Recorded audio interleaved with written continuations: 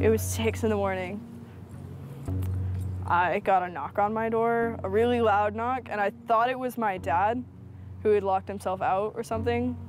So I opened it, and it's the LED flashlights and the really obnoxious bulletproof vest and the dragging me out into the cold when I'm in my pajamas. That was not fun. They seemed pretty shocked by the sarcastic, belligerent, angry teenager that they dragged out of bed that day. I don't know if it's just that I was 19 or that I was a girl, but they didn't expect this.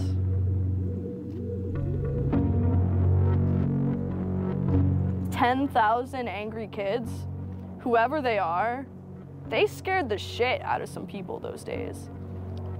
They scared the shit out of the powers that be. And that's why this is being investigated. That's why I'm under indictment. That's it. Because between the days of December 6th and December 10th, 10,000 angry people proved to the government that their regulations, their ideas, their view of PayPal, their view of WikiLeaks, their view of the Afghan war and Egypt and Tunisia and Libya, it didn't fucking matter. Their opinion no longer mattered because someone was out on the internet kicking ass. The computer hacker group Anonymous is claiming tonight that it took down the website of the Federal Appeals Court in San Francisco this afternoon. They took down Senate.gov servers. They've taken down HB Gary. Sony's claiming they did $150 million worth of damage. So many confidential files that tonight, because of these hackers, can be in the hands of anyone. Visa, MasterCard, the PayPal situation. The criminals who hacked into Sarah Palin's private email. The Church of Scientology says Anonymous is a cyber terrorist group of religious bigots. Anonymous and this other group called Lulz Sec. They seem to be wanting to prove a point. Anonymous kind of was like the big, strong, buff kid who had low self-esteem. And then all of a sudden, punched somebody in the face and was like, holy shit, I'm really strong. And Anonymous calls itself the final boss of the internet. And sometimes it proves to be really fucking true. If you are going to violate the freedoms of the internet, you certainly better watch the fuck out. They are kind of the rude boys of activism. There's a real rough edge to them, which I think also is one reason why they garner so much love and hate from people, too. They represent a certain sort of chaotic freedom. Individual, young, nameless, faceless folks are having geopolitical impact. I mean, it's both exhilarating to realize that and terrifying to realize that. It kind of depends on how that power is wielded. We are legion. We do not forget. Expect us.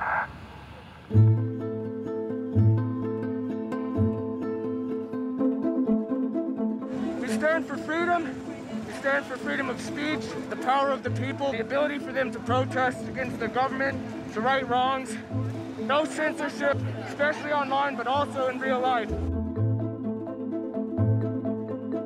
We have members throughout society and all stratas of it worldwide. Yet we have no leadership. It's one voice. It's not individual voices. That's why we don't show our faces. That's why we don't give our names. We're speaking as one, and it's a collective. Good timing.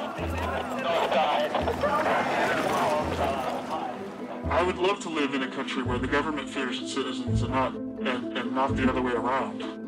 But right now, plenty of anonymous actors are in hiding because of fear of reprisals by the government. I've been called many things. There's unpatriotic. That we're just a bunch of children sitting in our parents' basement. I got called a terrorist sympathizer. We've been called kids, we've been called cyberbullies, we've been called hooligans, and you know, sometimes those words aren't entirely unfair, but this is a serious political movement. No one, in the general public really seems to get it. What they don't seem to get is that the ability for Anonymous to be everything and anything is its power.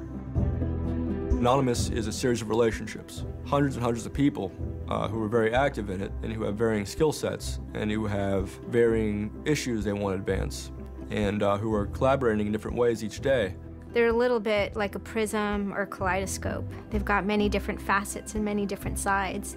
Of course, when you spend enough time with them, you start to get a sort of feel or texture that's not just random, right? Yet it's very multifaceted, very rich, which does span from the quite lighthearted to the very, very serious. Bob Dylan had a line in a song just saying, to live outside the law, you must be honest. They might do something which isn't technically correct, maybe it's not legally correct, but they're doing it for purposes that in their minds at least are ethical. People who know what they're doing, who share an ethos, who have a commitment to exposing and humiliating the man, who have a very low tolerance of lies and what they perceive as evil on the part of overweening power structures. They share information, they share tools and techniques, and they are currently having a very good time. The hacker culture, as we know it, really sprang from one place. It was MIT, and it was specifically the people in the Model Railroad Club, the Tech Model Railroad Club. Hacking originated as humorous pranks.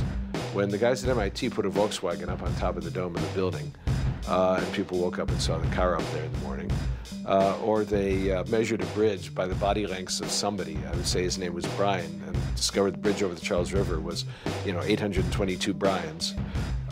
These are funny things. That's where hacking originated, and it migrated into engineering and computer communities. It's witty, it's pranks. Basically, Microsoft and Apple both got their entire start off computer crime. Bill Gates stole pretty much all of MS-DOS. Steve, Jobs, he was creating boxes to defraud the phone company, I always saw hacking as implicitly political. But hackers, whether they're conscious about it or not, whether they're explicit about it or not, make a statement about how we should treat information. And some years after my book came out, one of the people I wrote about, Richard Stallman, got very publicly and explicitly political about open software. He believed that software should be free. Free as in freedom, not free as in beer, as he put it there. Behind it, whether misguided or not, there's a political impulse. Hacktivism was a term coined by a group called Cult of the Dead Cow. The Loft had an interesting relationship with the Cult of the Dead Cow. There was 3 members that were in both organizations.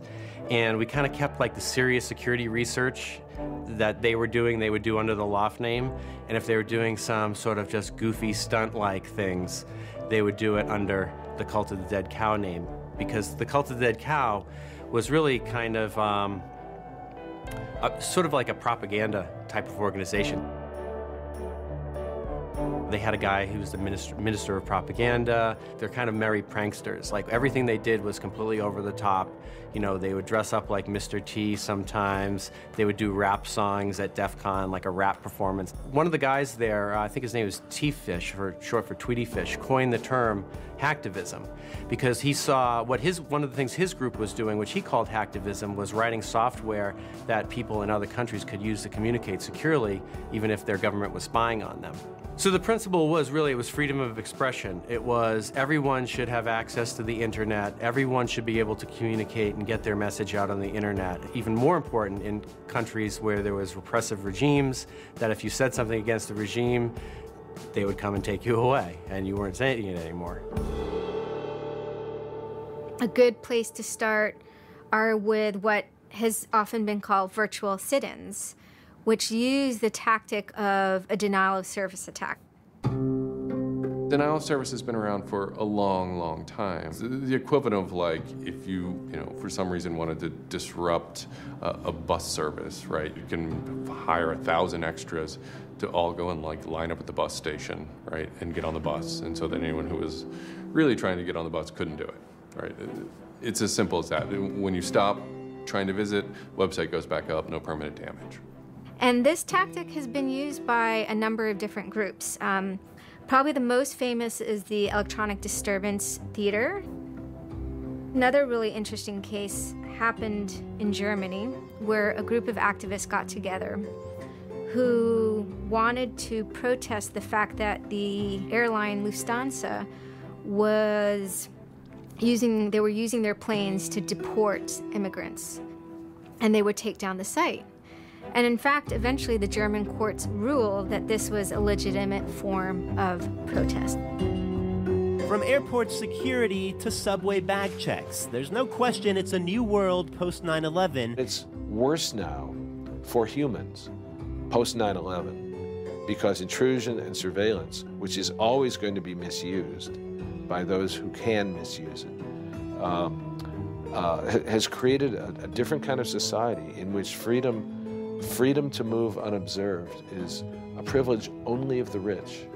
Privacy is a privilege only of the rich. Hackers see the technology giving them sanction to buy that privileged exclusion as well. Intrinsic to the technology is the power to self-transcend and get out of the hump of the bell curve and move forward to a par with the masters of society and do battle with them on an equal level playing field. That's activism. Anonymous grew out of what's known as 4chan. Essentially, this is just a website where people can upload images and you don't actually give your name. It's just sort of anonymous. When you look at 4chan, you're often surprised because it looks like a site from like 1995 or something. The idea is very simple. You post a comment and you post a picture. And you can post under your name or anonymously. And it's separated into boards about particular topics. So there's a topic on anime, there's a topic on weaponry. There's like a 4chan board for origami, and you just upload interesting pictures of origami.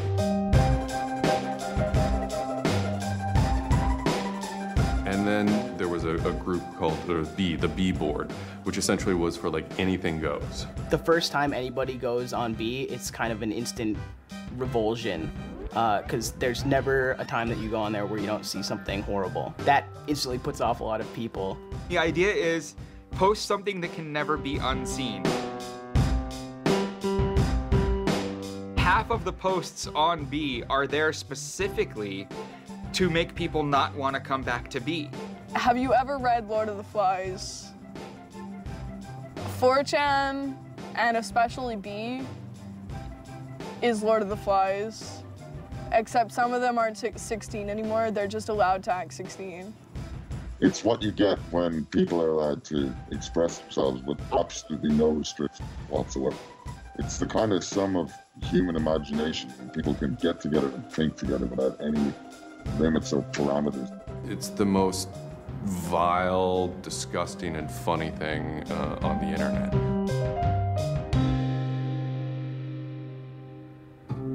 4chan was founded by Chris Mootpool when he was very young, maybe 15, in the early 2000s. He started 4chan because he was a big fan of Japanese animation. Chris Mootpool is the sweetest kid you've ever met in your life. He's small and he's got these sort of like tiny features, and he runs the most disgusting website in the world. What I think is really intriguing about a community like 4chan is just that it's this open place. As I said, it's raw, it's unfiltered, and sites like it are kind of going the way of the dinosaur right now. They're endangered because we're moving towards social networking, we're moving towards persistent identity, we're moving towards a lack of privacy, really. The B board, that's the exact opposite of Facebook. Facebook, like, you're supposed to be like who you are, and there's sort of one model, which is that like you're friends with people, right? In 4chan, you're totally anonymous nobody. And anonymous speech is, a lot of it's ugly, but not all of it is, right? It is actually sort of a place where people can be honest.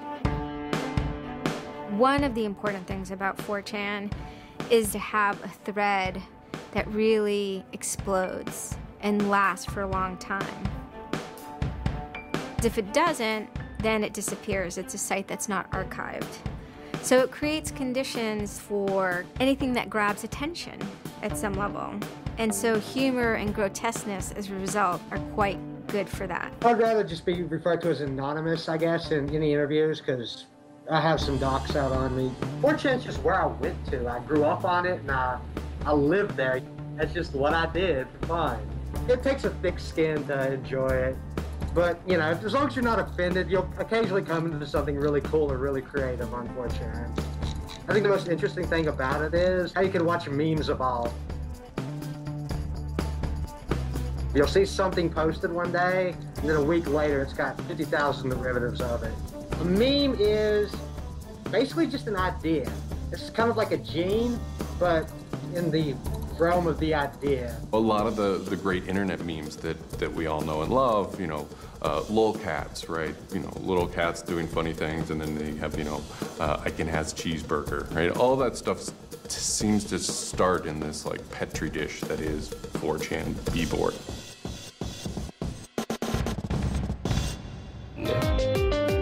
Say it publicly and your insane chocolate rain. Name any meme from the last about 6 years, and I'll bet you either in its first posting ever was on 4chan, or at least one of its earliest revisions that became what it was on 4chan. I can see the food situation is so we'll be on our way. It's basically the best breeding ground for internet culture, as far as I'm concerned. With your neighborhood insurance rates, chocolate rain.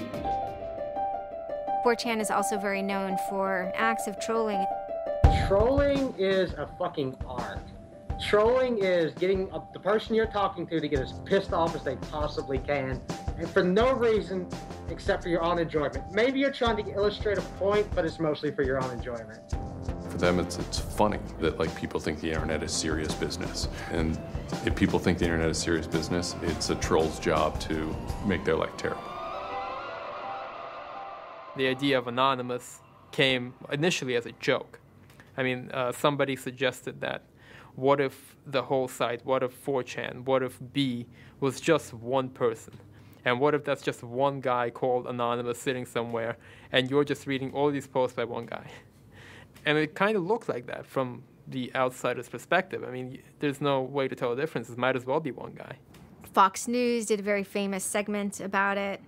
They call themselves Anonymous. They are hackers on steroids, treating the web like a real-life video game, sacking websites, invading MySpace accounts, disrupting innocent people's lives. And if you fight back, watch out. Destroy. Die. Attack. Threats from a gang of computer hackers calling themselves Anonymous. I've had 7 different passwords, and they've got them all so far. Anonymous hacked his site and plastered it with gay sex pictures. His girlfriend left him. She thought that I was cheating on her with guys. As long as I can think back, Anonymous have done some pretty off-color things in the name of getting cheap laughs, you know. But, I mean, that's part of the culture. They get what they call lulz. Lulz is a corruption of LOL, which stands for laugh out loud. Anonymous gets big lulz from pulling random pranks. For example, messing with online children's games like Habbo Hotel. Habbo Hotel was this online community where you had an avatar and you walked around and talked to other people. It was kind of like an early version of, you know, World of Warcraft or Second Life or any of those virtual worlds. What the people on B did was invade Habbo Hotel, created, you know, thousands of avatars. They all had this one uniform of a black guy with a big afro wearing a black suit. And so there would be thousands of these people, black guys, black suit, you know, huge afro, walking around this world, and they would do things like form a swastika out of themselves. And I think that was a real landmark because it was when they were able to see that, you know, they can use their numbers to do something really interesting and really disruptive. So we blocked the entrance to their pool, and that just pissed them off so fucking much. It was fucking beautiful. That was fucking just wonderful. Wonderful times. Those kids love that pool. They love the shit out of their pool. The goal was actually to offend everyone, simply because the idea that we could offend you by drawing a little shape on the screen was stupid to the people involved in it. They were like, really? You're going to get that mad over us just drawing this on the screen? Wow, well, you need to refocus a little on life, because this should not be upsetting you that much. Barrett Brown. I'm the director of Project PM and former operative with Anonymous. We were targeting furries, which were a subculture of people, of course, who, a lot of people on 4chan find irritating by virtue of their being irritating. A furry is someone, generally a male who's autistic in his 20s, who identifies with animals and oftentimes has sexual attraction to other people dressed as animals. There's diaper furs, furs who enjoyed wearing diapers, baby furs who enjoyed thinking themselves as a baby. We had furry infiltrators, people trying, we had secret groups. Mine was called the Illuminati /I/Illuminati, and we were, our goal was to wreak as much havoc as possible because it was stupid. There's a point, when I was, otherwise, seemingly respectable writer, in 2007. My first book had come out like that, but I spent my evenings on Second Life, that big, virtual world, riding around in a virtual spaceship with the words "faggery daggery do" written on it, wearing afros and dropping virtual bombs on little villages and concerts and waving giant penises around. And that was the most fun time I've ever had in my life. All these different organizations online, whether it's 4chan or just any website, there's typically a community aspect to it. This is where people have their social relationships. This is where their friends are. This is where they have a creative outlet.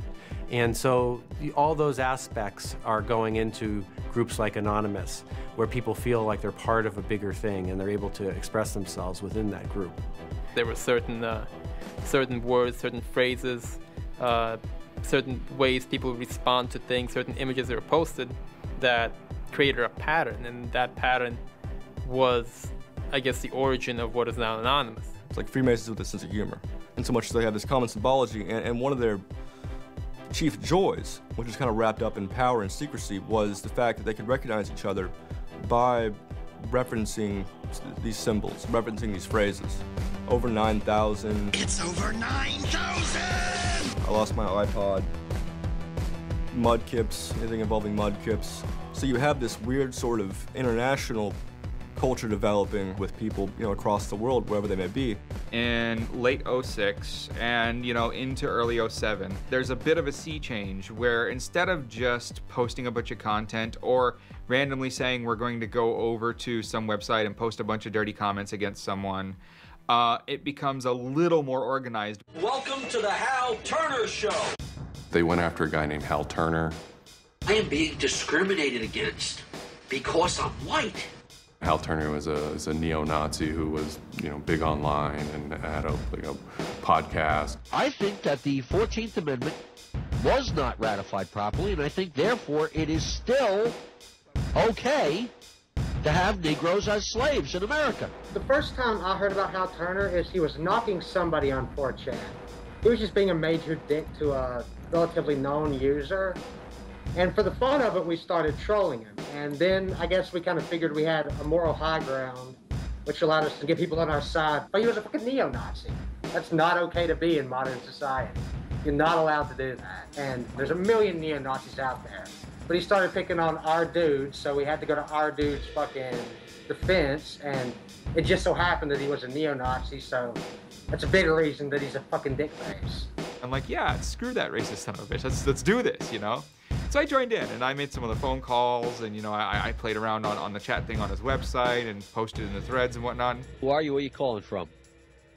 Hola, this is Pedro. Spick, from San Diego. Don't call my radio show anymore, you filthy spick animal. The college that I you're go on the Hal Turner to Show. has begun an integration program where they try and purposely lower standards to bring more blacks and quote unquote diversify the campus. And by the end of the next 5 years, they intend to bring over 9,000. He was just a horribly racist radio personality who seemed to handle it well when you called in. Like, he could handle being berated by Anonymous. And that made it very interesting. It made it a bit of a challenge. It wasn't some guy who just either crumbled or stopped answering the phone. It was a guy who would yell back. I don't see where you're going with this. Where I'm going is, I believe Barack Obama is genetically incapable of exercising the power necessary to govern the most complicated nation on earth. That's where I'm going with this. And I think part of the reason he's incapable of doing it is because of racial genetic inferiority. Is that clear enough for you?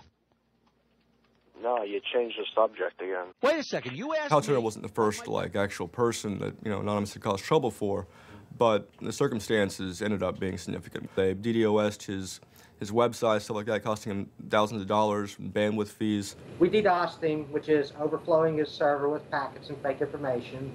And then we kind of trolled him in real life. We sent countless pizzas to his house. We signed him up for escorts on Craigslist. We sent a bunch of pallets of industrial materials to his house, which he ultimately had to foot the bill for. And basically we destroyed his ability to pay for his radio show, and that took him off the internet. He was super pissed. And then they ended up getting some real hackers to help them out. Like, this wasn't sort of pranks. They actually were able to get into Hal Turner's private servers and his mail servers, and find some interesting emails that he was serving as an FBI informant, which, if you're a right-wing neo-Nazi, is not a good thing to be. And obviously him being an FBI informant, and also his reaction, his sort of douchebaggy reaction to the raids, damaged his credibility within the white nationalist scene, which is a shame. Hal Turner's gone. He's been prosecuted by the feds for threatening judges. It wasn't supposed to be different, but it ended up being different. People who observe Anonymous see this group called Anonymous going after this white nationalist and say, oh, hey, look, Anonymous must be some kind of activist organization. So by virtue of those people joining Anonymous, Anonymous becomes more of an activist organization. What follows is a period of confusion and anger in which the original Anonymous people, the sort who want to keep Anonymous as this nihilist little, ridiculous group, are upset that now, that the most terrible thing on the internet is now becoming a force for good all of a sudden. Anonymous has never been about getting media attention or getting all of this attention towards it. It means a community, a pretty sometimes insular community that just kind of kept to itself, made jokes and made content. But that was, of course, changed completely, just turned completely on its head when Chinology started. Anonymous began to become less of just a culture, people who wanted to perform pranks, and more of the internet's first army. I'm Mike Vitale, and my handle is Seth Dude. Now, this is January 2008. Anonymous is strong now. We're not a little dinky fucking group anymore. This is millions of people worldwide, and we're watching. And then Scientology stepped in with a big target on its chest. A video came out of Tom Cruise. It was supposed to be like an internal Scientology video, talking about secrets of Scientology. Being a Scientologist, when you drive past an accident, it's not like anyone else. As you drive past, you know you have to do something about it because you know you're the only one that can really help. It talks about you're the only one who can stop, bad things from happening. And so this is kind of widely mocked online.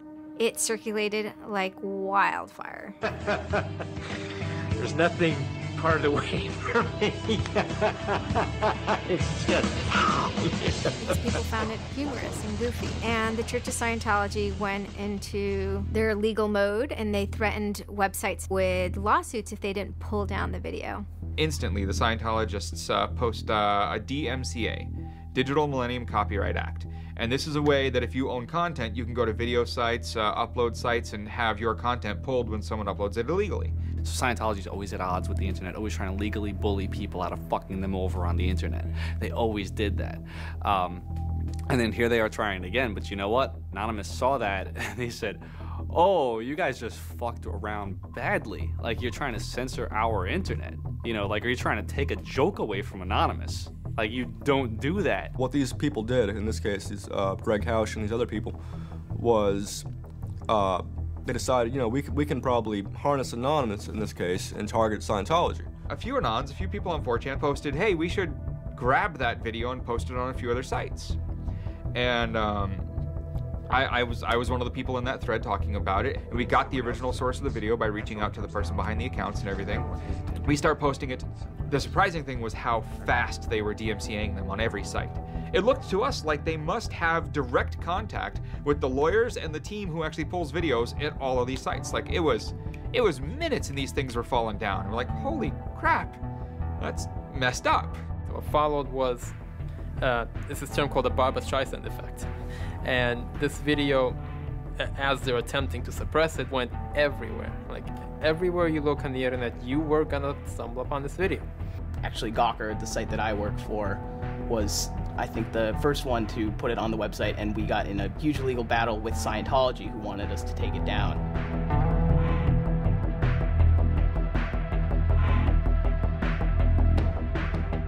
A guy joins the channel, and he says, you should all look at Gawker.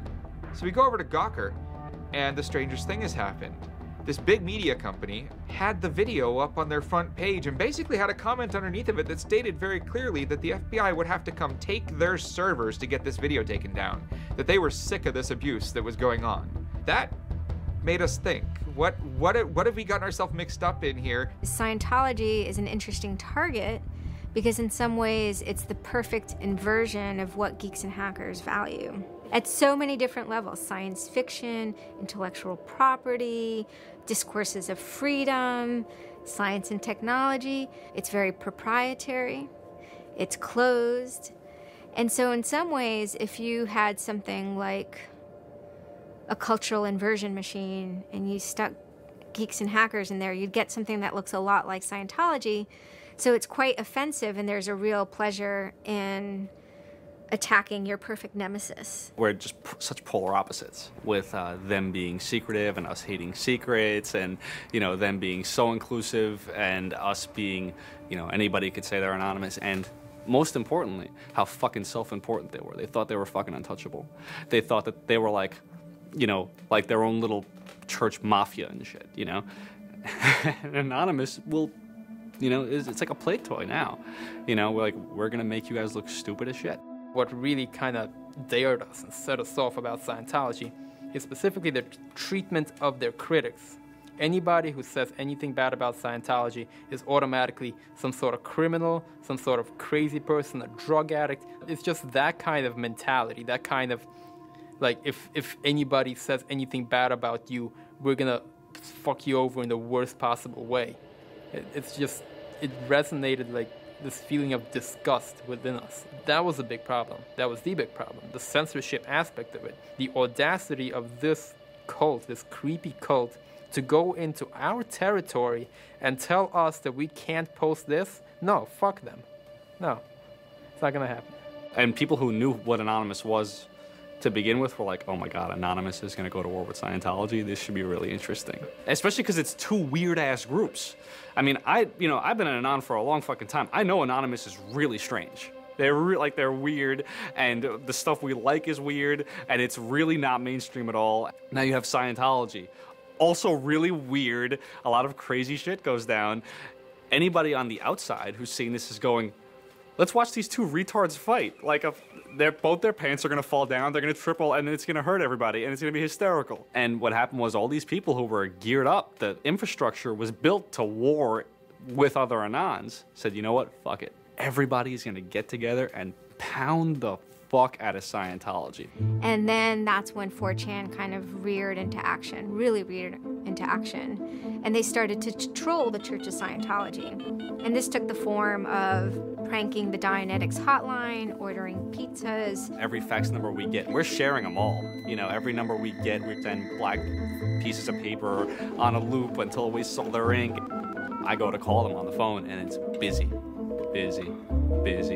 And that's their main fucking Dianetics hotline. Their Dianetics 800 number, you can't get through because Anons have completely fucking clogged it and just probably saying stupid shit. The whole idea was just you call them just to keep them on the phone. What's an Elron? How do I Dianetics my face? They were not expecting that, and they couldn't handle it.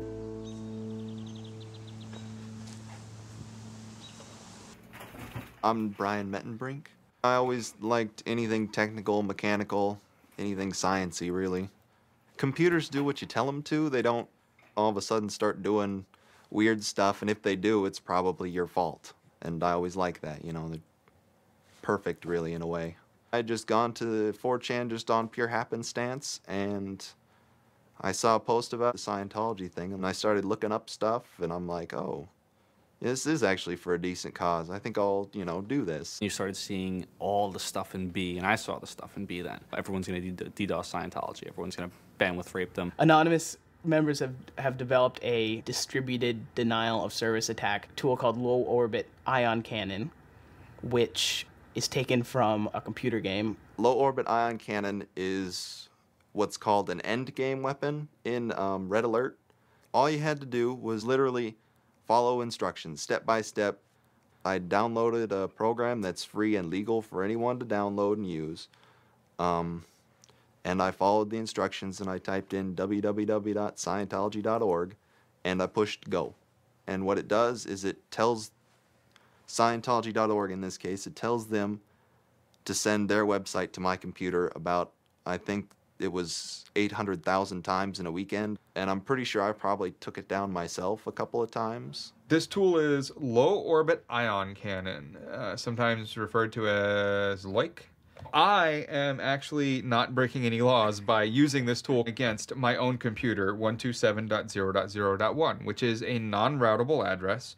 But of course, if I were to have attacked one of those other bigger sites out there, I would have severely been breaking the law and would have been doing it in a way that was quite easy to track. You do is you put in the site, you see that the IP is correct, you make sure that all these settings are good, and you hit the button, and off it goes. It felt like you were making a difference. You know, just you yourself. And you didn't even have to leave your home, you know? You just sat at your computer and followed instructions and stood up for what you believe in, so to speak. You made your say in the world, and hopefully it turns out better for it. Yeah, that was some really crazy stuff to watch. To be sitting there in front of a monitor and you have just information just flying in front of you, and it's this unseeable internet war. And one of the guys said, we need to make a video. We have to make a video. Hello, leaders of Scientology. We are anonymous. When the video came out on January 21st, that was one of the first times that Anonymous as a culture started referring to itself as Anonymous as a movement, and declared that it was going to take down and destroy the Church of Scientology. That video probably changed everything. Knowledge is free. We are anonymous. We are legion. We do not forgive. We do not forget. Expect us. It basically looked like if a computer was going to tell you that he was going to beat the shit out of you, this is what it would look like. That one video really galvanized that moment of innovation. That's exactly like with that video, internet activism as it's known today was born. What the video was saying was, it's over. You're not going to be able to follow people back to their house anymore with impunity. You're not going to be able to just issue a cease and desist letter to any reporter who wants to write some shit about you that you don't like. You know, that's done with. Every time you do that, Anonymous is going to hit you harder. So we made a video named Call to Arms that said, we're going to the streets. Every major city of the world has a Scientology building. Be very wary of the 10th of February. Anonymous invites you to join us in an act of solidarity. Anonymous invites you to take up the banner of free speech, of human rights, of family and freedom.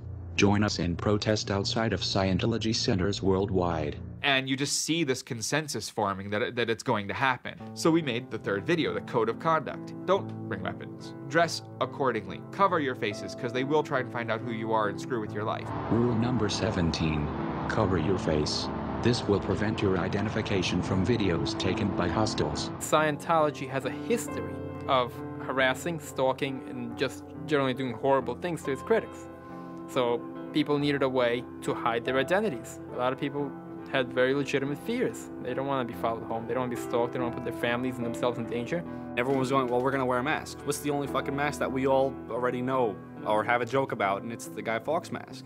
You see the movie V for Vendetta, you know, the ending scene where everyone's wearing the Guy Fawkes mask. That is very reminiscent of what Anonymous thinks Anonymous is.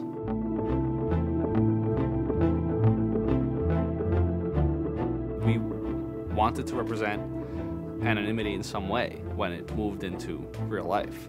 I think that the Guy Fawkes mask was one of the most natural things to happen. It is the idea that none of us are as cruel as all of us. You have this massive crowd of people who are anonymous that is going to fight against a bigger thing and win. Even after watching the video, it's like, yeah, this is great, but who's actually gonna do it? Who's gonna step up? Are people actually gonna get out of their house? And I guess we were really affected by the stereotype of of that whole community. They're being internet nerds, they're too afraid to leave their mom's basements. I figured maybe 50 nerds from every city somewhere might show up and wear their masks at a building for a while and leave.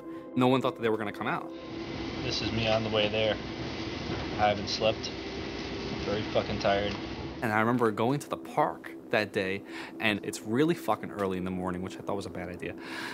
And I'm smoking a cigarette, and I'm looking around like, where the fuck is everybody? There's nobody here.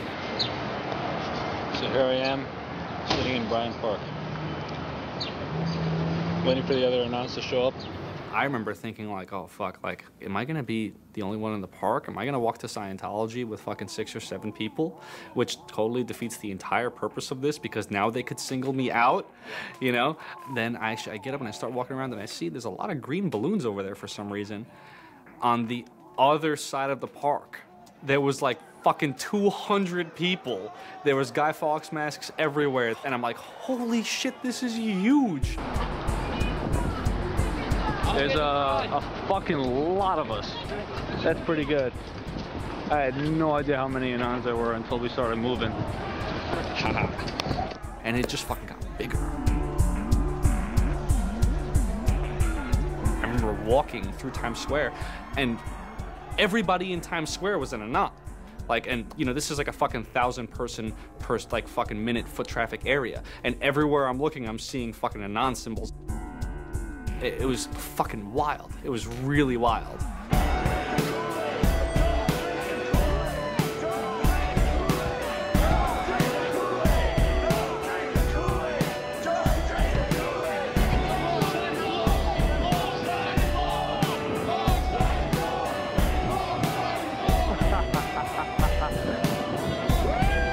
This is our fucking raid. Hell yeah! So we start getting numbers in.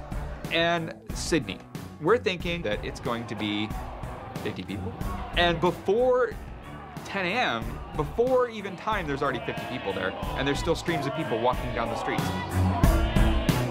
A couple hours into it, you know, because I didn't go to bed until 1 in the morning, you know, you're looking at Sydney as, wow, there's 250 people in Sydney. The cops are estimating higher than that for their reports. What just happened?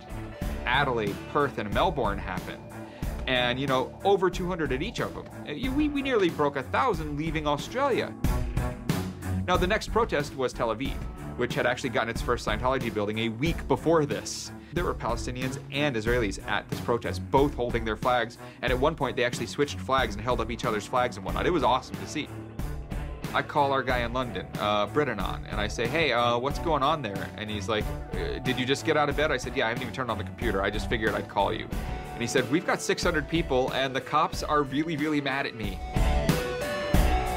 All the major cities were having hundreds of people come out. It's massive. Clearwater had like 300 people. I don't think anyone beat out LA. I think LA had over 1,000 people. The thing that happened was something completely different, and hundreds of people from every city just swarmed the streets. It was kind of overwhelming, a little even scary, but scary in a good way. Soon, you know, we're at around the 10,000 mark, you know, and we were joking the whole time, over 9,000, you know, one of those memes. It was too surreal. It was not believable. You go by what name? We are Anonymous. It was very empowering, especially after people saw the thousands of people showing up. This was it. We owned the world at that point.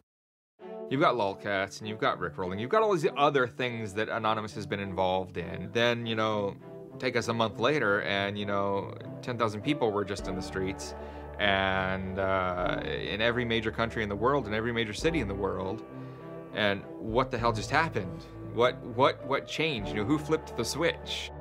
The world looked very different to me at that point. We all met each other. The idea of an Anon is you're fucking alone until you get to 4chan, you know, and then these people all think like you, you know? And all of a sudden, you're not alone. You are with fucking 500 others, you know, they all know the same jokes as you.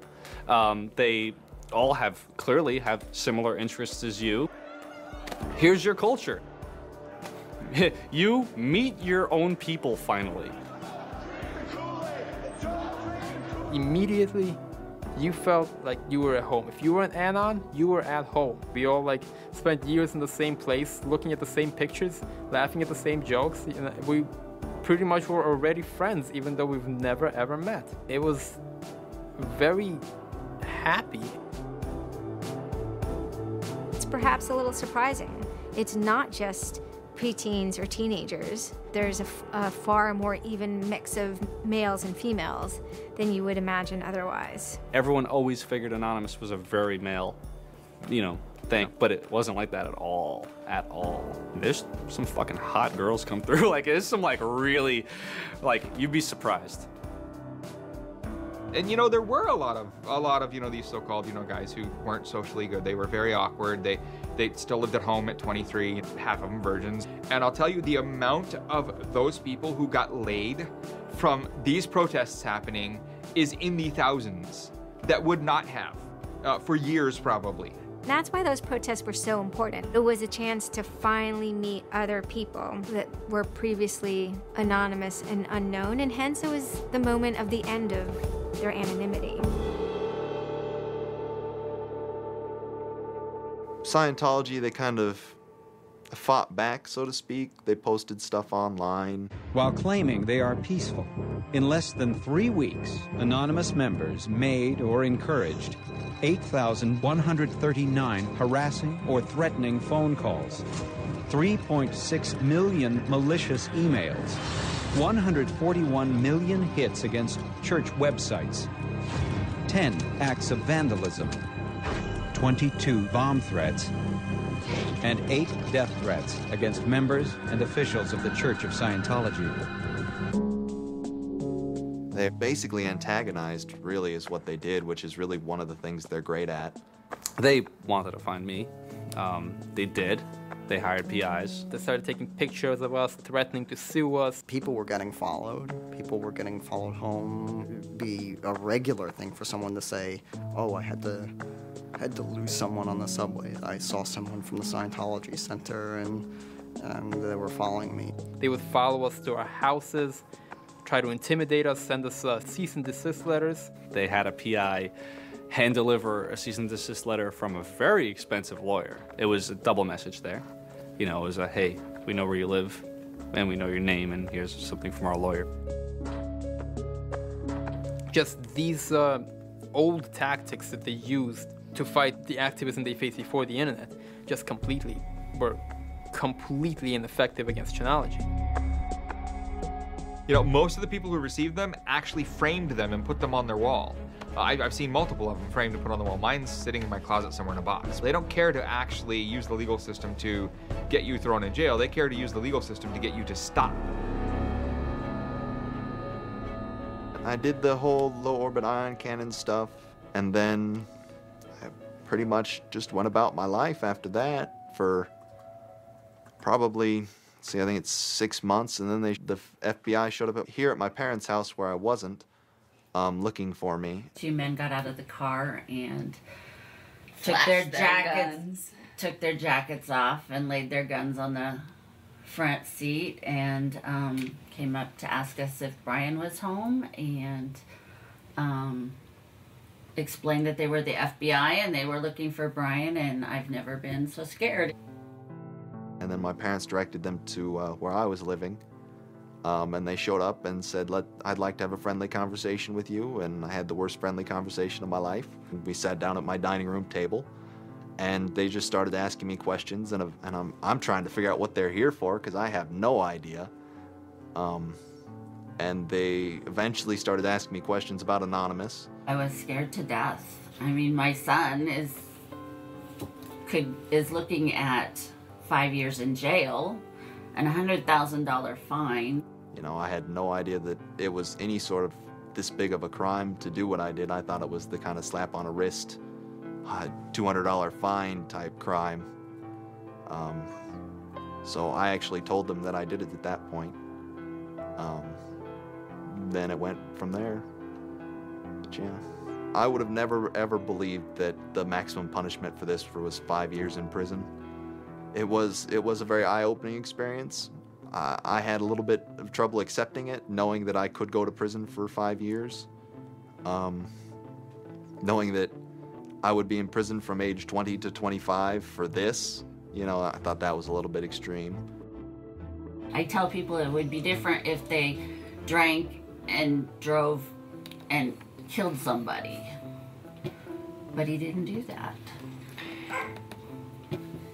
It's hard to deal with, harder to deal with, because he didn't do that. He just pushed a button on his computer, and as he explained it to me at the time, it was like pushing the refresh button over and over and over and over 800,000 times. And it seems like such a little thing. I did the second most damage is what Scientology said. I sent the second most out of everybody. So I got the maximum for my category, which was 1 year in prison and 1 year supervised release. I think, you know, the way I feel is for what I did was one of the most, like, lopsided punishments I've ever, like, read about or heard of. Yeah, I think it's ridiculous, especially the year supervised release where I can't touch a computer for a year. I'm not sure what that's supposed to solve, except make my life difficult. So that computer behind me back there, I could go back to prison if I went over and touched it. I can't knowingly associate with members of Anonymous. They just made a big deal about Scientology as a religion and that this is America and you can believe in whatever you want to believe, and I'm pretty sure they actually compared me to like the KKK and the Nazis and stuff in the courtroom. Yeah, it's a completely different issue. I'm very proud of what he did. He stood up for what he believed in, but that was never, ever mentioned. I never would even dream of hurting anybody, you know. It's just not me.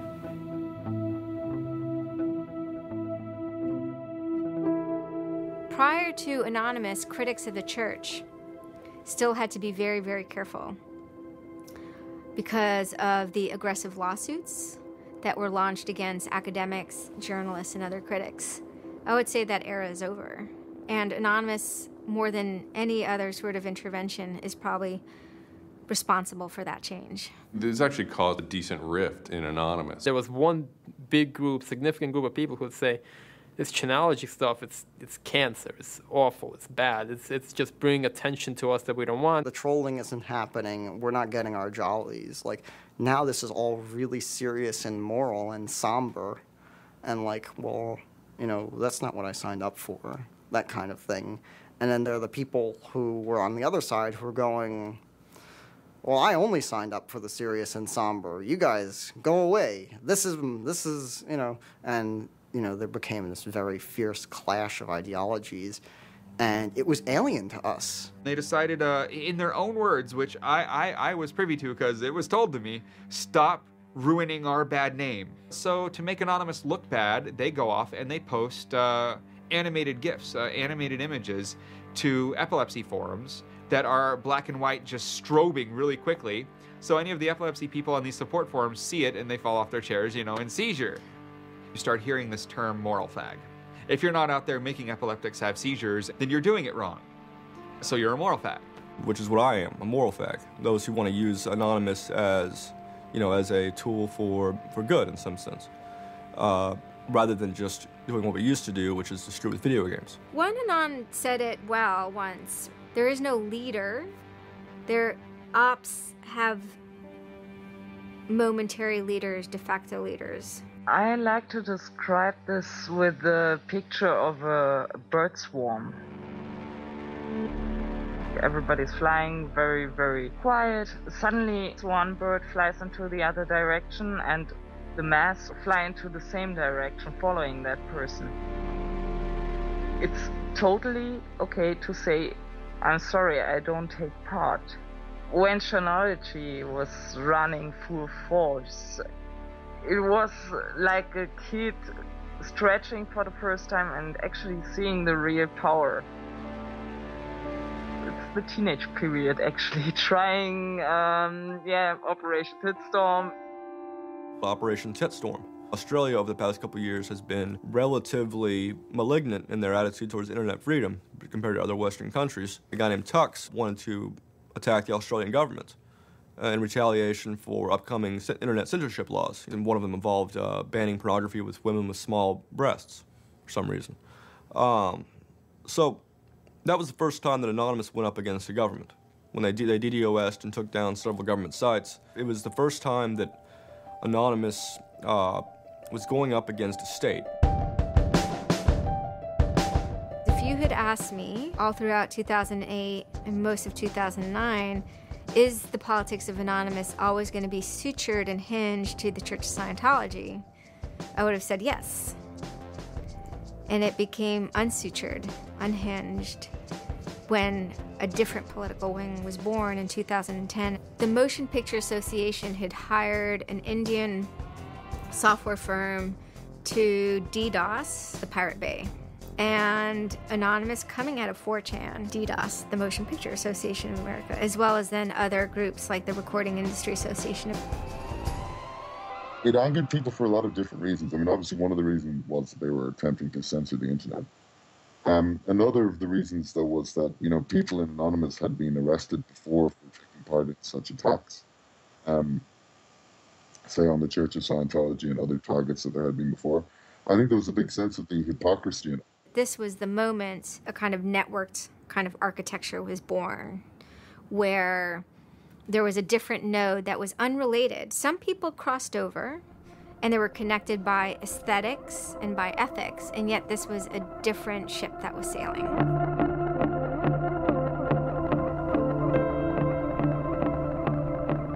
It is our task to find secret abusive plans and expose them where they can be opposed before they are implemented. The interesting thing about someone like Assange is that he actually also sprang from, you know, a hacker culture. It's a mentality of spreading information. Julian was Mendax. He was the greatest hacker that ever walked the face of the earth when I was a kid. I mean, they rumored he could move satellites around in space by hacking into NASA. I mean, you know, maybe it never happened, but I mean, it was, you know, it was a myth that kept young kids like me wanting to, like, you know, plug a computer into a modem and see if I can move some satellites around. WikiLeaks is an instantiation of the hacker ethos. Truth wants to be free, and we want to liberate it. WikiLeaks released a huge trove of diplomatic cables. There was a lot of controversy from every quarter of society. The WikiLeaks website released nearly 400,000 secret U.S. files on the Iraq War late today. It was the largest leak of classified U.S. files in history. The diplomatic cables show the U.S. is spying on its allies. Lots of things which were understood in private and may have been not even talked about explicitly. Suddenly they're out there in the cold light of day, and it's going to make some governments and some individuals very uncomfortable. He was showing the world a glimpse of how, you know, the powerful elite actually work, at least to some extent. I mean, these are fairly low-level diplomats sending messages back and forth, but it's a side of government you hardly ever see, and it's pretty eye-opening. And you know, once it's out, it's out. I think information wants to be free, but let's look at it. Let's analyze it. It's important that we know such stuff. It's important that we know what our governments do, and if they don't tell us, then somebody has to.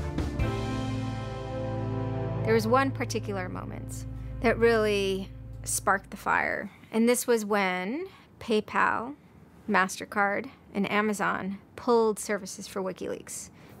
So all of a sudden, there's no way to actually like process donations to WikiLeaks. And then people went and found like neo-Nazi groups. Visa and MasterCard were perfectly fine with you being able to, like, you know, PayPal being able to, like, make donations to them. But WikiLeaks, no. You can pay the KKK, you can donate money to the Westboro Baptist Church with your PayPal and your fucking MasterCard, but you can't give any money to WikiLeaks. And I think WikiLeaks is doing a good thing. It's just a total hypocrisy. They got their little fucking banking mafia to fuck, you know, WikiLeaks over. People were incredibly angry. There was a real sense of rage. I think there was a sense that WikiLeaks was exposing the lies that the government had told to the people, and that the government was desperately trying to make sure that those lies weren't exposed. And there was just an intense, I can only call it fury. If you're a hacker, it's one of those John F. Kennedy was shot moments, not to actually compare it to that, but it's one of those moments you always remember exactly where you were when you heard it. I mean, I just really never dreamed that they would have the audacity. Anonymous very quickly moves into an attack mode. Anonymous DOSed PayPal. They were pissed. Cyber protests, sit-ins, however you want to look at it. DDoS is a tool that is a big giant, it's like driving a finish nail in with a sledgehammer. The numbers of participants were massive, massive. And they managed over the course of a couple of days to disable the websites of MasterCard and PayPal. It was like watching the hack magician finally get a trick right, because you're not expecting it, and then it's magnificent. It was beautiful. Because what you had is people finally stood up for something. How long has it been since we had a huge, really relevant protest? I'm not talking Tea Party, I want to bring my guns in public. I'm talking 10,000 angry people said this is not right, and I want to do something about it. Soon after, January 2nd, I believe, WikiLeaks was blocked in Tunisia. And Anonymous got wind of that. They then intervened, at first solely for the purposes of like stopping the kind of censorship that was happening. And they did some DDoSing. And this was a time period where they were getting involved with what I would call non-internet-y social movements and building lines of solidarity. My name's Pete Fine. You can call me an internaut or a hacktivist. Telecomics is an ad hoc cluster of volunteer net activists who have spent much of the last year trying to keep the internet running in the Middle East. During that time, we saw the Tunisian government not only censoring and filtering the internet, but also doing some kind of technical trickery to steal people's Facebook passwords and delete their posts and see who was posting what, and, you know, fake posts, stuff like that. Some Tunisian hackers came to us. They were members of Anonymous, and I didn't even know we had members of Anonymous in Tunisia, so it was a shock to me. And they had they had the keys to some parts of the kingdom, so to speak, when it came to the dictator in Tunisia. We went in on behalf of those Tunisian Anons, and we helped them get that and extract it, and then it went to WikiLeaks. The Tunisians overthrew Ben Ali, who was kind of a repressive dictator. A revolution that was facilitated by the internet, by Facebook and by Twitter. Not caused by it. I mean, 50 years of dictatorship has caused the Arab Spring. But the internet has certainly been helping. There's a video where they are thanking us for being involved, holding up a mask saying we were the only one who stood by their side.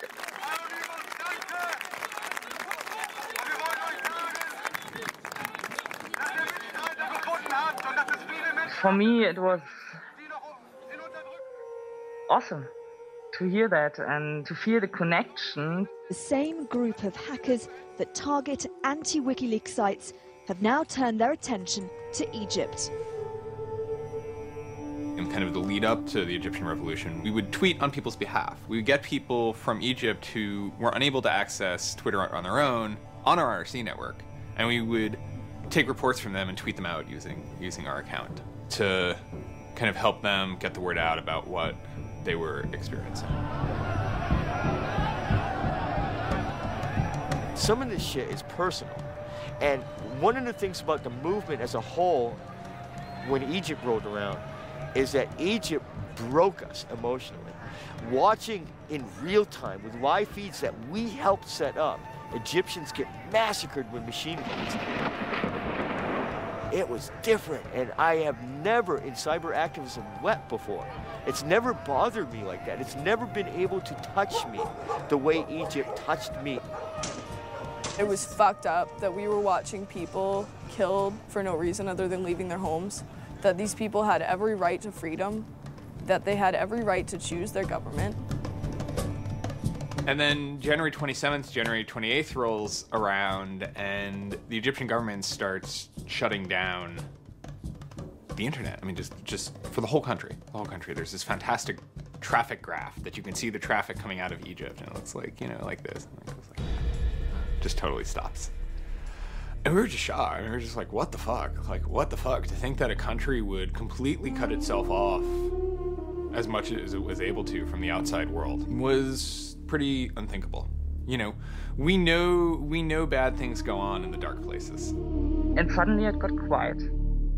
I remember that somehow burned into my brain that first Twitter was flooded and suddenly everything was quiet. That's the kind of thing that could start riots. I think when Mubarak did what he did, I think it really upset people here as well as in the Middle East. I put myself in their place, and I found myself in a desert of nothingness because he just wiped out everything that my world incorporated. That just showed me and everybody else that the same thing can happen at any time, at anywhere, in any government. Anonymous and the people on the internet stood up and said, go fuck yourself. You want to shut down their internet? Fine. The people on the internet will show them how to turn it back on. It's almost like the internet as an actual thing. It's like the internet is a living thing. It's like a conscious thing that gets up and says, no, you can't do that. A lot of my friends helped with encryption, helped people on the ground in those countries validate SSL keys and certificates, and really showed them how to subvert their government and become free. And then Telecomics started to tweet connections to the internet, dial-up connections. In Egypt, the care package we put together included some kind of our comms information, the ham radio and dial modem details. In total, we helped coordinate and run about 500 dial-up modem lines. We also Googled up treatments for tear gas and other kind of basic medical treatment and found folks who could translate that into Arabic. Sort of put this together in a nice one-page PDF and fax, and off it goes. I think the most effective thing was shutting down government websites. We're taking your dictator's web pages down. It is cyber warfare at that point. When you're dealing with a dictator like that that's killing people, all the gloves are off. We are going to not just take your websites offline, we are going to destroy your every communications. We are going to wreck you like a nation state would wreck you.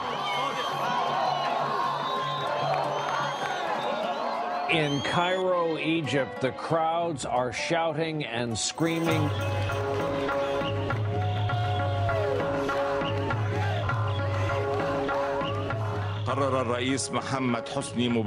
President Hosni Mubarak has decided to step down from the office of President of the Republic.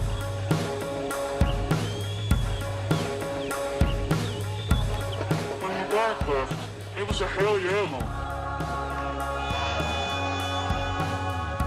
People can rise up, people can make a change. And I think for a lot of people in America, it was the first time they had seen people rise up and take down their government and say, we're sick of this shit.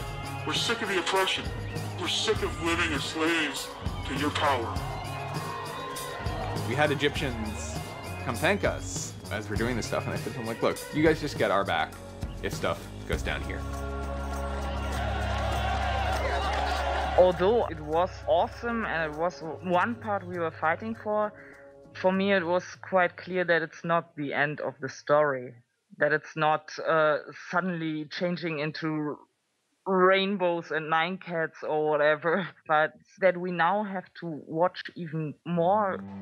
The FBI is now investigating Anonymous, a loose collection of rogue, tech-savvy hackers credited with bringing down the websites of MasterCard and Visa last December. So there were 40 raids back then. They seized computers, cell phones, those kind of technical apparatus, sometimes including from, in the case of, a 19-year-old girl who lived with their family, it took her parents' stuff too. There's always been a sort of cat and mouse dynamic, not just in relation to the feds, but also to these sort of groups that have appointed themselves as guardians of the Republic. And there's groups called like Backtrace Security, which is made up of a couple of deranged people who, I think for personal reasons, have grievances against Anonymous. I've been threatened by people who are former Secret Service agents who now run private security companies. Suddenly, on February 5th, a Financial Times article comes out that we all see. It's quoting this guy named Aaron Barr, who's the CEO of HP Gary Federal, which is an intelligence contractor. And Aaron Barr is telling his Financial Times journalist, Joseph Min, that he's been secretly monitoring the AnonOps server where all this is going on, and has done so for several weeks, and using his own custom brand of information operations techniques, has managed to identify the alleged leadership of Anonymous, including 25, quote, lieutenants, unquote, some sort. We have to see this document. Everyone wants to know. We don't need to destroy him. We don't need to destroy his company. We just need to see the document, and we'll decide what comes next after looking at the document. So they get it. It was unbelievably easy to get into that network. And my name was on there as a screen name, and Greg Hausch was listed there by a screen name. The fact of the matter is, what he told Financial Times was, everything he told them was demonstrably untrue, and very much hilariously so. He had to be shut up. It had to be proven to the world that this guy was a retard and that his information was in no way valid. Now, to put that in hacker terms, Anonymous is a hornet's nest, and Barr said, I'm gonna stick my penis in that thing. And in a mere 24 hours, he was owned, pwned completely by a small group of participants who basically went on a hacking rampage. Faster than you can say, get these hornets off my penis. Anonymous took down Barr's website, stole his emails, deleted the company's backup data, trashed his Twitter account, and remotely wiped his iPad. And he had just reached the Hammam high level on Angry Birds. The HB Gary hack brought about 70,000 emails. Probably the most important ones had to do with a proposal that HB Gary had already formulated. It was packaged up as a nice PowerPoint presentation, kind of act as privatized agent provocateurs, where they were going to discredit WikiLeaks. HB Gary was proposing submitting fake documents to WikiLeaks, and then when discovered as fake, the error could be called out and it would discredit WikiLeaks. Right. So, so there's a lot of specifics that I can't talk about. So let me try to answer that though in a general sense. Well, first of all, it's probably no surprise to anybody, I'm not a big fan of WikiLeaks. I think that the broad purpose of trying to get as much information, proprietary or classified information for the government, expose that, is an extremely destructive and dangerous purpose. As Julian Assange had a few months before noted that they had information on a major bank showing wrongdoing, and Bank of America somehow knew it was them. And the proposals involved for Bank of America and the WikiLeaks problem, they entailed conducting information war on WikiLeaks and its supporters, creating dissension within WikiLeaks, DDoS attacks.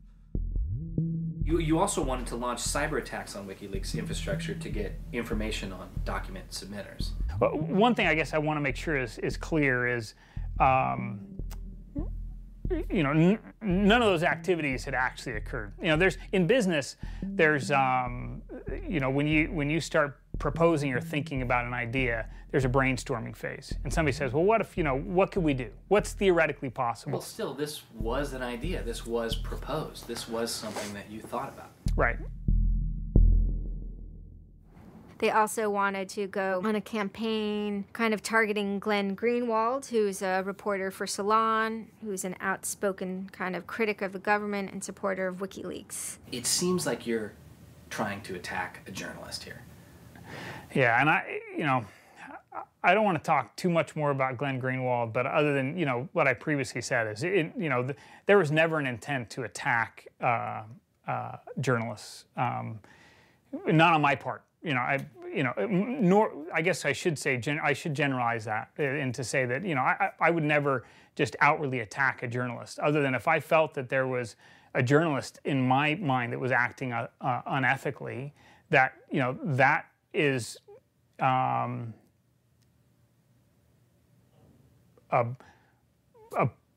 that's a fair game for having a public discussion about. They were walking a very fine ethical line at points, and in many cases, the mass opinion is, no, they stepped well past it. I will not support broad theft of information released to the public, because that's nothing but destructive. if somebody has information that's been stolen from them, and whether or not WikiLeaks encouraged the theft of that, or whether or not it was just put in their lap, still they're threatening to release the information that was the private property of another organization. So your choices are to just allow that to happen, or to try to stop it. How offensive is too offensive? We've certainly seen a lot of strategy coming out of governments across the world now saying, publicly admitting that they need to develop better offensive strategies in cybersecurity, because defense as a whole, it isn't enough. It never is enough. Some of the most important things that have had the most far-reaching influence and have been the most important in terms of what's been discovered, not just by Anonymous, but by the media in the aftermath, is the result of hacking. That information can't be obtained by the traditional journalistic process, or it can't be obtained or won't be obtained by a congressional committee or a federal oversight committee. For the most part, that information has to be, obtained by hackers. After this had happened, although only a small number of people had participated, the collective mood was exuberance within Anonymous. It was a kind of moment of the lulls being recharged, which people were excited about because people felt like the lulls had been running low during the Middle Eastern protests. And so it was a moment of great triumphalism within Anonymous. Anonymous is currently targeting Sony's website. We are doing this because Sony is currently suing people for making features the PlayStation originally had available to the public. It started off as a denial of service attacks, but then someone really broke into the PlayStation network and stole all the user accounts and all the credit card information. Sony has confirmed that hackers broke into its PlayStation network, exposing the personal information of up to 77 million users worldwide. Anonymous basically bent Sony over and had their way with them, and the consumers were the ones that also got hurt in the process. 2 months of people not being able to use the PlayStations, that actually had real hardcore end-user impact. If they break into a site and they pull back customer information, do they really need to disclose 100,000 customers? No. What they're doing could be done a lot better. And when I say better, I mean better for the end user, for the customers, while still making a point. And then, kind of seemingly out of the blue, there was something by the name LulzSec that sailed into the seas. Well, LulzSec, it's sort of a group of a couple people, mostly from Anonymous, who, large part of the same people who hacked HP Gary. And they decided to form this little group and just carry on operations sort of outside the purview of Anonymous for a while. They hacked whatever they wanted, they released whatever they wanted. It's almost like they had no rules. They just said, this is what we're gonna do. We're gonna stir up the cart, we're gonna get some trouble. We're gonna make some waves. And they did. What they did was they put on a play. Not high arts, not lowbrow either. It wasn't particularly, let's just say, grotesque. Their symbol was a kind of cartoon caricature of the Monopoly man with a monocle and a cigarette. There was a lot of iconography of boats and ships, pirate motifs, and then, of course, a cat. Chaos and mayhem. Right now, it's probably one of the right things to do. Some of the things LulzSec did in the court of public opinion were less noble. Private citizens were being doxxed, or the credit card numbers that could have been redacted. You could still make your point without actually, giving up people's personal details. So the court of public opinion swayed that LulzSec had crossed lines that maybe the previous manifestations had not. Collateral damage, such as the release of docs and people's personal information who are just caught in the crossfire, really, of an anonymous confrontation, is something that a lot of anons don't really support. There was a lot of, infighting about it because their way, wasn't really our way. We will not attack the media. PBS's Frontline runs a documentary on mainly focused on Bradley Manning, the alleged leaker to WikiLeaks. And for a lot of Bradley Manning supporters didn't like it. They felt it was a little too psychologizing, right? It was like looking a little bit more like his personal life than like why it is he leaked the documents and what the documents actually meant. They hacked a website putting a story that Tupac and Biggie had kind of escaped the world of celebrity fame and attention and retired quietly and discreetly in New Zealand.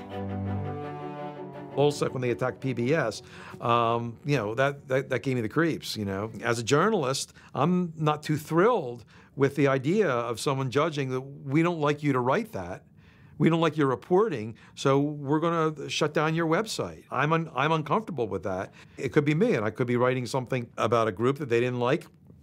And, hey, I'm happy to sit and talk with them about it, but, don't shut my website down. This is obviously about freedom of speech, so attacking the press would be would sort of be a bit of a contradiction. So people always said, well, we shouldn't do that. And obviously LulzSec had a completely different agenda, so they had no problem doing it. They sort of saw themselves going out there, breaking into like anything, everything, governments, corporations, police departments, largely for the same reasons Anonymous would. They went after Arizona for immigration policy, 50-day run, causing mayhem, havoc, and then, ended it. The computer hacking group Lulz Security has announced it's disbanding, saying it had achieved its mission to disrupt government and corporate organizations for fun. I call this whole thing the rise of the chaotic actor. It's not like the first time we've had hacktivism, but we're definitely seeing like a renaissance in it. And chaotic could be chaotic good, neutral, or evil. If you go back to the old Dungeons & Dragons charts. And some people see Anon-Ops initially, let's stick with Anonymous, as chaotic good. They saw Operation Payback, or they saw attacking Scientology, and they say that's good. It's like Robin Hood, right? Chaotic good. Outside the system, but doing something good. Other people saw Anon as chaotic evil, like the Joker. They just want to see the world burn and doing potentially irreparable damage. And the truth is, yes, it's the entire column of chaotic.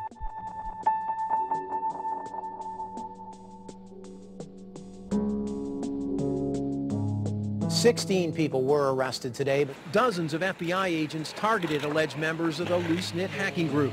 Armed with search warrants, agents hit 6 homes in New York, along with locations across the country.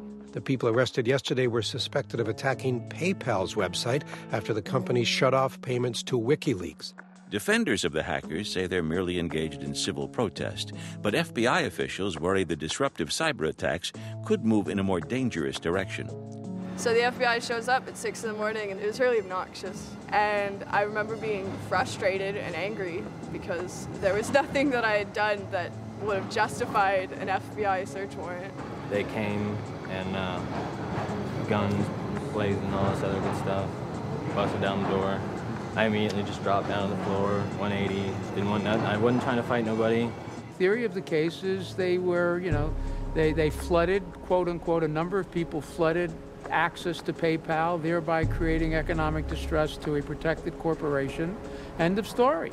This is not a case involving identity theft, involving outing emails, involving violating privilege, involving theft of services, involving, shutting down business. It is a pure case of internet or cyber sit-ins. I think when Barack Obama gets on television and says, flood the switchboard, shut down the Republicans, send the message, that's legal. And even if you accept what the theory of this prosecution is, it's no different. This is an electronic sit-in at its finest. If you're a pedophile, the average is 11 years. If you're a computer hacker, the average is 15. And I think that's ridiculous. So, yeah. I mean, no, that's ridiculous. I mean, you can go molest children and get less of a sentence than you would for breaking into someone's phone. Even if you accept what the government is saying is true, what is important is that people are participating in the process. It is very much the process. It is sitting in an encounter in Selma, Alabama, 500 Freedom Riders refusing to allow people to go and sit in at a segregated lunch counter. They write books about that stuff. It is demonstrating in a street corner saying no to a war. It's just a different, it's just a different vehicle. It's the same results.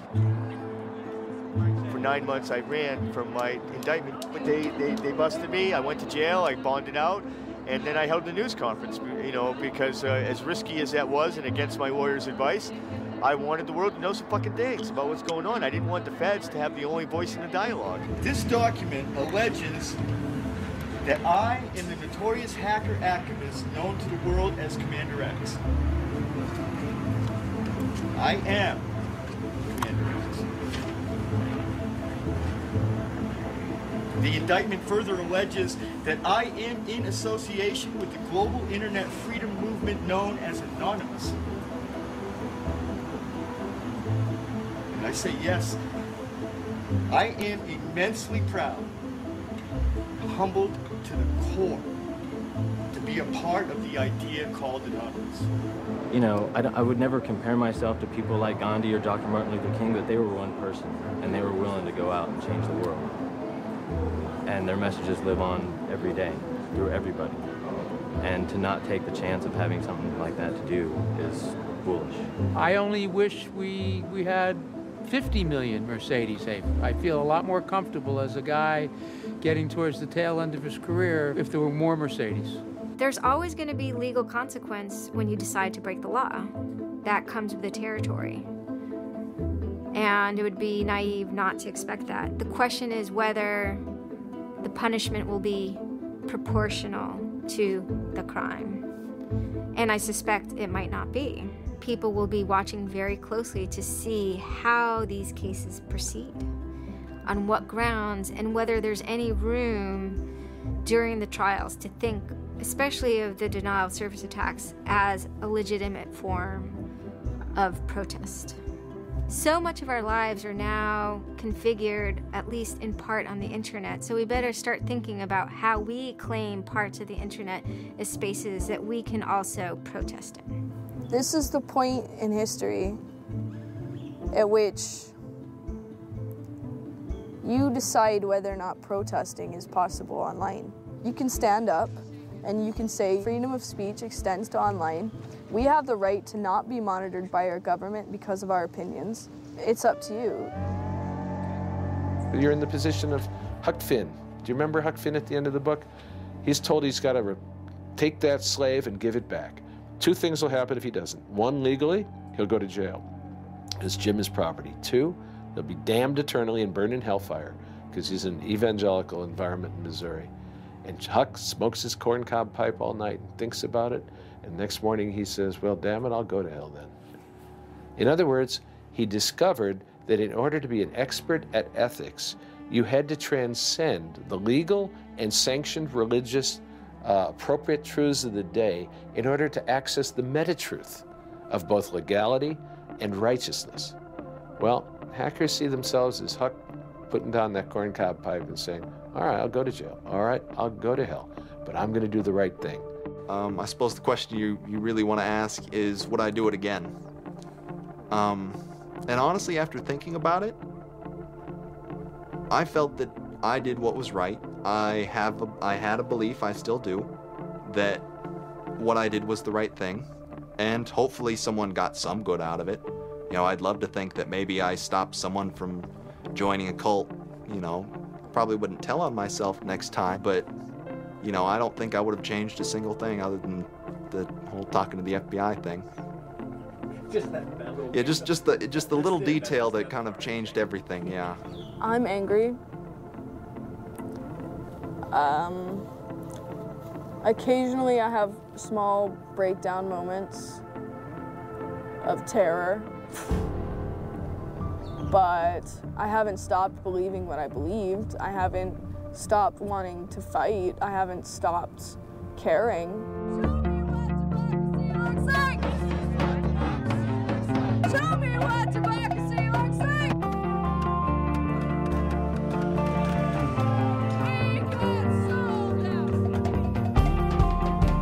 I don't think this whole issue is a technical hacking thing. This is more about human philosophy and psychology. What's motivating us? Why is there so much unrest or disenfranchisement or anger that would lead people to want to take matters in their own hands and join these? Whether you think it's bad or not is irrelevant. It's not going away. I have stood upon the mountaintop known as Anonymous and looked down on a world inflamed with revolution.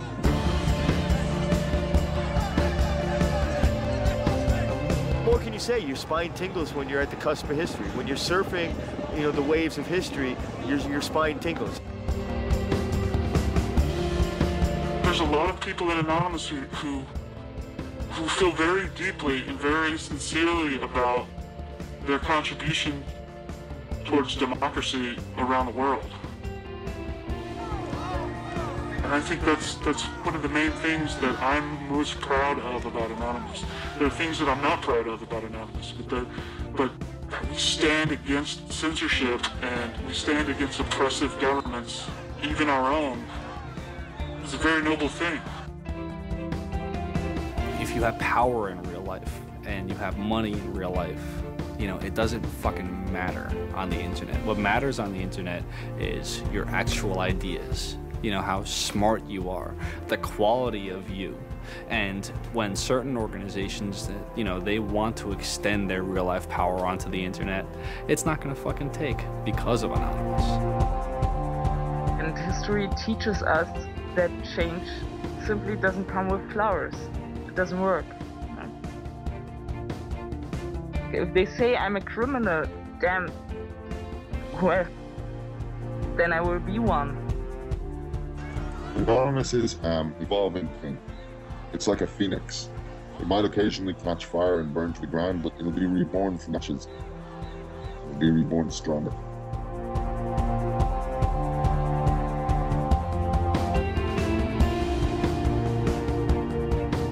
I don't care if you're a Democrat or a Republican or an independent, or if you like Ron Paul, or if you worship pigeons or Scientology, or if you're Catholic or atheist or Methodist. I don't care about that.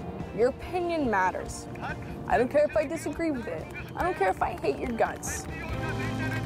Your opinion matters.